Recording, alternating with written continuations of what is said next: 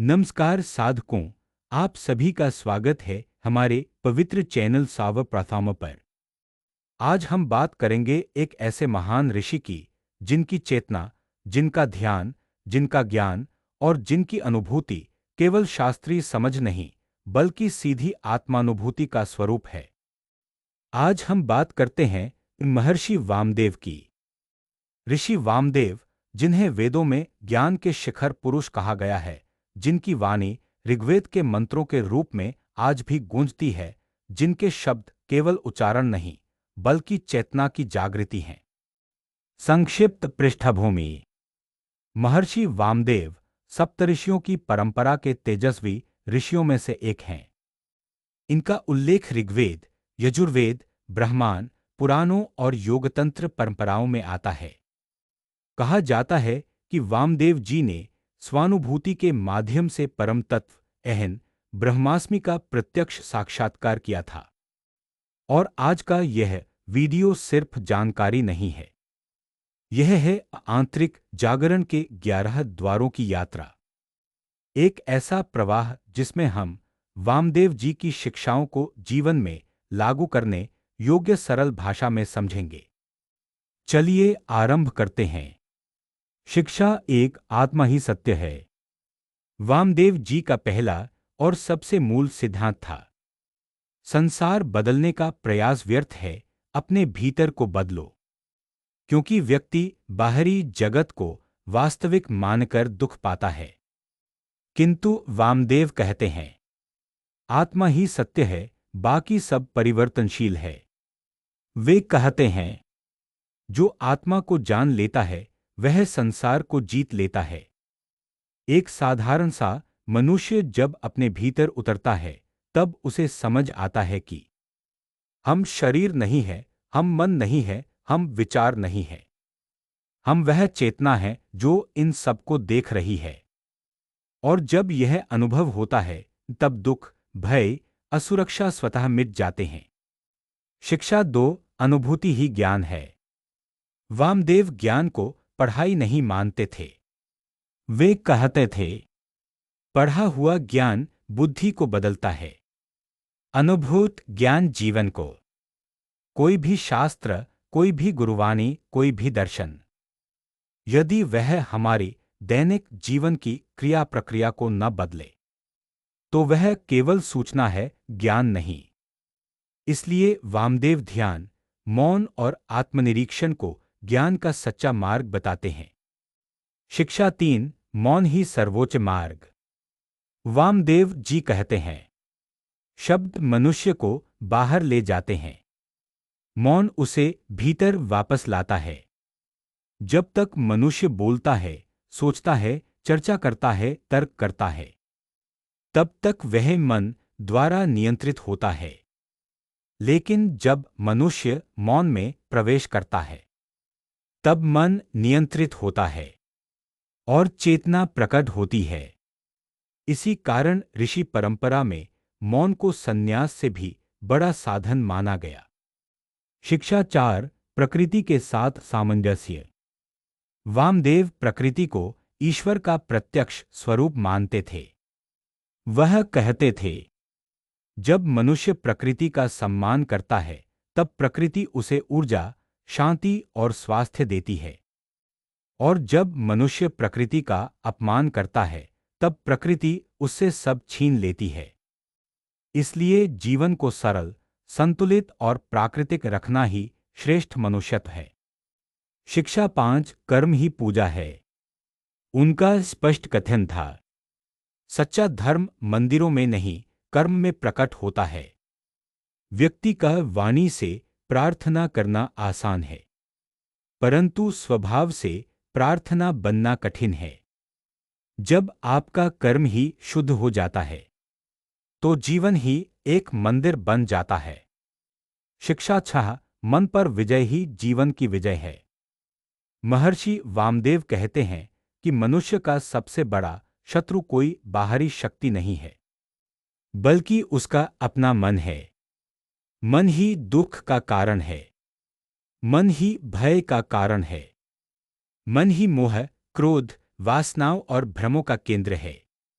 लेकिन यही मन यदि अनुशासित कर लिया जाए तो वही मन मोक्ष का द्वार बन जाता है।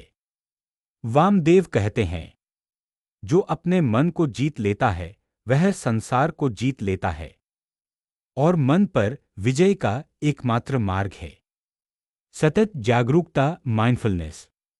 जहां कहीं भी जाओ, जो भी करो, तुम्हारा ध्यान तुम में ही रहे। बाह्य क्रियाएं चाहे जो हों, भीतर एक शांत साक्षी बना रहो। यही ध्यान है, यही योग है, यही आत्म साक्षात्कार का मार्ग है। शिक्षा 7, इच्छाएं जितनी कम, जीवन उतना मुक्त। वामदेव कहते हैं, इच्छाएं मनुष्य को बांधती हैं। इच्छा एक पूरी न होने वाली श्रृंखला है। एक इच्छा पूरी हुई नहीं, दूसरी उसके बाद खड़ी मिलती है। इच्छा की पूर्ति सुख नहीं देती, बल्कि केवल नई इच्छा का जन्म देती है।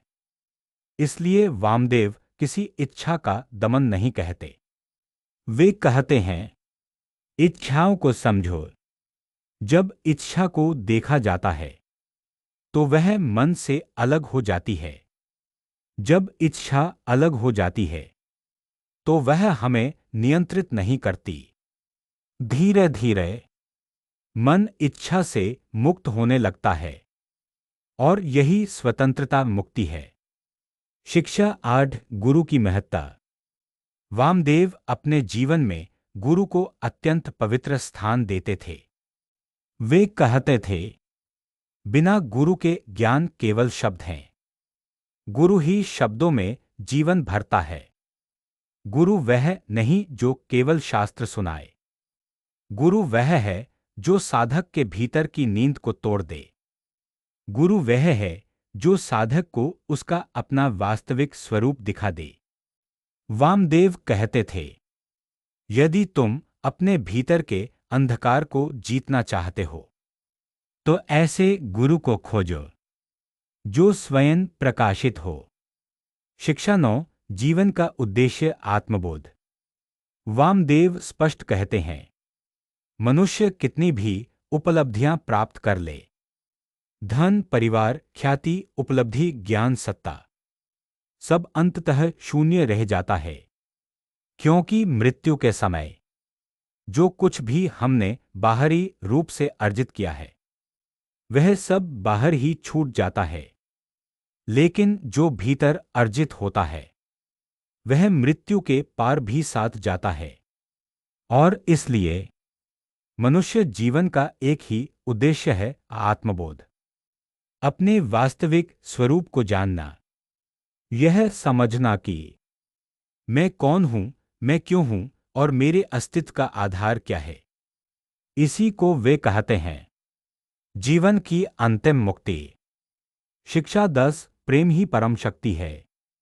वामदेव प्रेम को भाव नहीं, चेतना की अवस्था मानते थे। वह कहते थे, जहां प्रेम है वहां अहंकार नहीं, जहां अहंकार है वहां प्रेम नहीं। प्रेम का अर्थ आसक्ति नहीं है। आसक्ति कहती है तुम मेरे हो, प्रेम कहता है मैं तुम्हारा हूं। आसक्ति बांधती है, प्रेम मुक्त करता है। इसलिए वामदेव कहते हैं, यदि तुम्हारे भीतर निर्मल प्रेम प्रवाहित होने लगे तो समझो कि तुम ईश्वर के निकट पहुंच रहे हो। शिक्षा 11, समत्व ही पूर्णता है। वामदेव की अंतिम और सबसे उच्च शिक्षा है समत्व, इक्वानिमिटी। समत्व का अर्थ है सुख आए या दुख आए, मन समान रहे, प्रशंसा मिले या अपमान मिले, मन समान रहे। मिल जाए तो भी शांति हो, ना मिले तो भी शांति हो। समत्व का अर्थ है बाहरी परिस्थितियां चाहे कैसी भी हों, भीतर का आकाश अडोल, शांत और निर्मल रहे।